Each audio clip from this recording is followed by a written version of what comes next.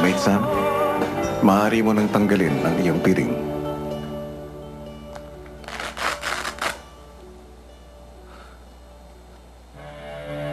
Housemate Sam, maligayang pagdating sa aking bahay. Hello. Ngayon pa lang ay hinahangaan na kita sa iyong tapang na tanggapin ang hamon ng pagiging housemate. Dahil maliban sa ibibigay mong mga task at pagsubok, isang malaking pagsubok rin ang pakikisama sa mga taong ngayon mo lang makikilala. Maliban sa iba't ibang pinagmulan at personalidad, dagdag din sa bagong salta na tulad mo ang makisama sa mga housemates na ilang linggo nang magkakasama at kilala na o pamilyar sa isa't isa. Naway maging matagumpay ang pananatili mo sa aking bahay bilang housemate. Thank you. Good luck, housemate Sam. Thank you. Manatili ka muna dito sa confession room. Okay. Ang cute ni Sam, napaka-endearing at charming ng kanyang mukha. Yan nga po, kinausap na siya ni Kuya sa loob ng confession room at kahit siya, wala po siyang kaalam-alam na dalawa silang bagong housemate na papasok ng bahay ni Kuya. Pero sino nga kaya ang isa pa niyang makakasama? Narito, kilalanin nating lahat.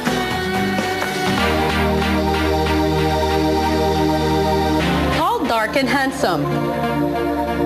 Sa unang tingin, yan agad ang mapapansin sa kanya. Kaya naman sa mundo ng pagmumodelo, siya ay naging bida. Sa ibang bansa, mas madalas rumampa. Palibhasa, brusko, moreno at exotic ang dating niya. Di ko maintindihan kung bakit ang buhay ay sadyang madilim. Pero bago nakapasok sa glamorosong mundo, pinasok muna ang iba't ibang pagkakakitaan at trabaho. Sa paghahanap buhay, siya'y nagpupursigi.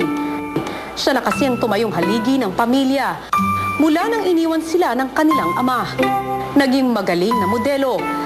Dahil nasanay ng maglakad sa kalye sa paglalako ng balot. Naging matikas ang katawan dahil madalas rumarakit noon bilang construction worker. Pahahalagahan lahat ng pagkakataon.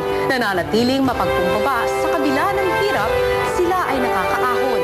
Siya si Rocky Salumbides, ang humble hunk ng Cavite. Napaka-interesting naman ang humble hunk ng Cavite, our housemate Rocky. Rocky, welcome! Pasok ka na. Hello! Welcome! Hi. Bagay sa iyong pangalan mo, Rocky. Mabato ang dating mo, ha? Parang matikas. Okay. Parang quiet ka. Kamusta ka? Anong nararamdaman mo? Nervous. Bakit Rocky ang pangalan mo? Sino nagbansag sa'yo doon? Nanay ko po. Dahil idol niya nun si Rocky Balboa nung time na pinanganak. Talaga? So, nagbaboxing ka rin ba? Recently lang. Recently? Teka muna ha, kasi may nabalitaan kami sa'yo. Balita namin, talagang ikaw sa dami ng pinasok mo, pati photo session na talagang nude all the way ay pumayag ka. Opo.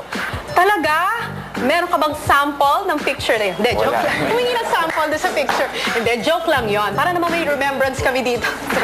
Hindi, bakit ka pumayag na mag-nude all the way para sa photo session na yun?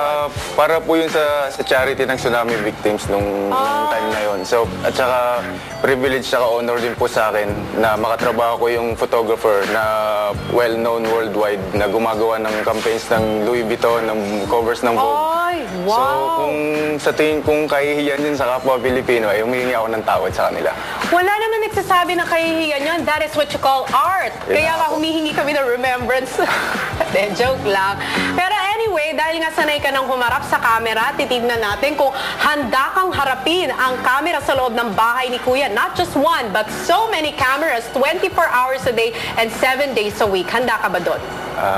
Tignan ko.